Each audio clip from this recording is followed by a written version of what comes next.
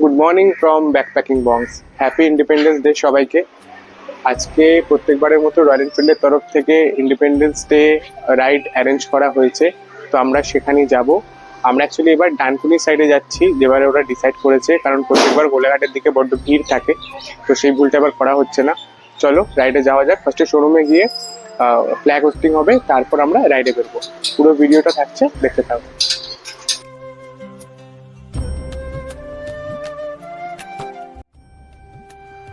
আমরা আসার কিছুক্ষণের মধ্যেই এখানে আস্তে আস্তে বাকি রাইডাররা সব এসে গেছিল।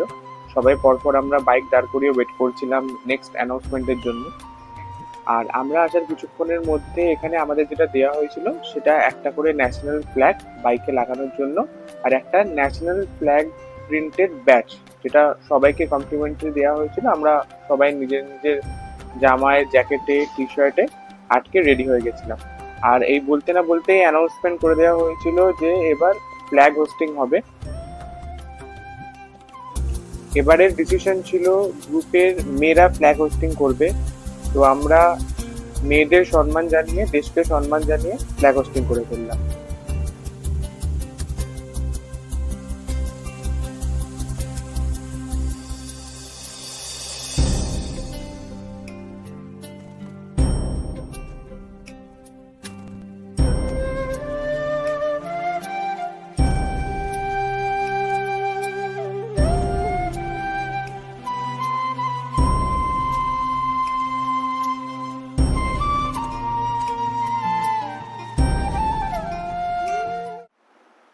ফ্ল্যাগ হোস্টিং করে আমরা সিঙ্গেল লাইন মেনটেন করে আমাদের রাইড স্টার্ট করলাম আমাদের বাইকের শোরুম থেকে।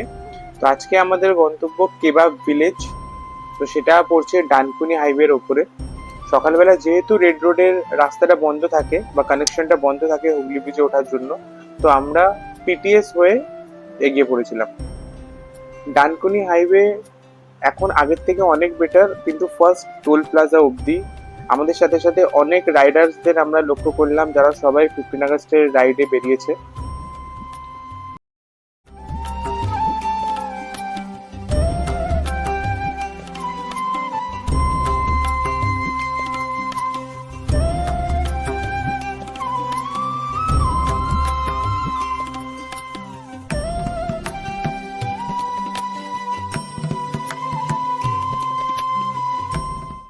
আমাদের প্ল্যান তো ছিল সব বাইক সিঙ্গেল লেনে একসাথে যাওয়া, বাট সেটা পসিবল হচ্ছিল না রাস্তায় জ্যামের জন্য। বাট এই কিছুটা জায়গায় রাস্তাটা ছোট, তাই প্রত্যেকটা রাইড আমাদের প্রায় 62টা বাইক ছিল, সবাই পরপর আসা হয়েছিল। তো দেখে একটা আলাদা রকম ভালো লাগছিল আমাদের।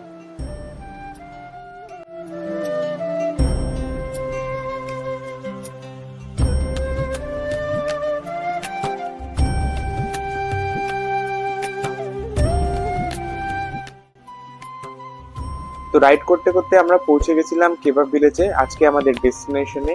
এটা দিল্লি রোডের ওপর দিঘাটি নামক যে জায়গাটা, মানে যে রাস্তাটা তোমাদের তারকেশ্বরের দিকে চলে যাচ্ছে, সেই রাস্তা ধরে আরো মিনিট 15 গেলেই তোমরা এই ডেস্টিনেশনটা পেয়ে যাবে। আমি এখানে প্রথমবার এসেছিলাম, জায়গাটা খুবই সুন্দর, পার্কিং এর বড় এরিয়া ছিল। আমাদের প্রায় যেরকম বললাম 61-62 বাইক একবারে এখানে পার্ক করা গেছিল। এরা সুন্দর অ্যারেঞ্জমেন্ট করে রেখেছিল, আমাদের আগে থেকে বলা ছিল আমাদের এতজন আসা হবে, তো ওরা আলাদা করে সেরকম পার্কিং এর জায়গায় অন্য কোনো বাইক গাড়ি রাখতে দেয়নি, তো আমাদের কোনো অসুবিধা হয়নি নানা রকম নিজেদের ফটো তুলতে বা ভিডিও শুট করতে।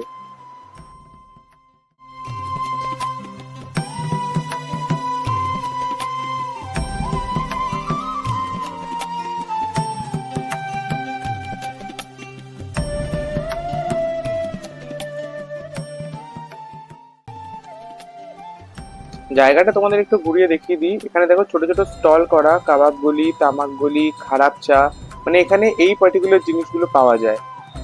আমরা ভেতরে এসি জায়গাটা নিয়েছিলাম, যেখানে আমরা সবাই ছিলাম উইথ পিলিয়ন, আমরা প্রায় 72 জন ছিলাম। তো ব্রেকফাস্টের অপশন ছিল ধোসা আর ছোলা ভাটোরা। তো আমরা কয়েকজন ধোসা নিয়েছিলাম, কয়েকজন ছোলা ভাটোরা, আর অবশ্যই চা তো ছিলই। তো আমরা গল্প করতে করতে, ওয়েট করতে করতে আস্তে আস্তে খাবার এসে গেছিল, আর খাবারটা আসলে তোমাদের দেখাচ্ছি। এই ছিল আজকে আমাদের অন্তত ব্রেকফাস্ট, যেটা হচ্ছে ধোসা।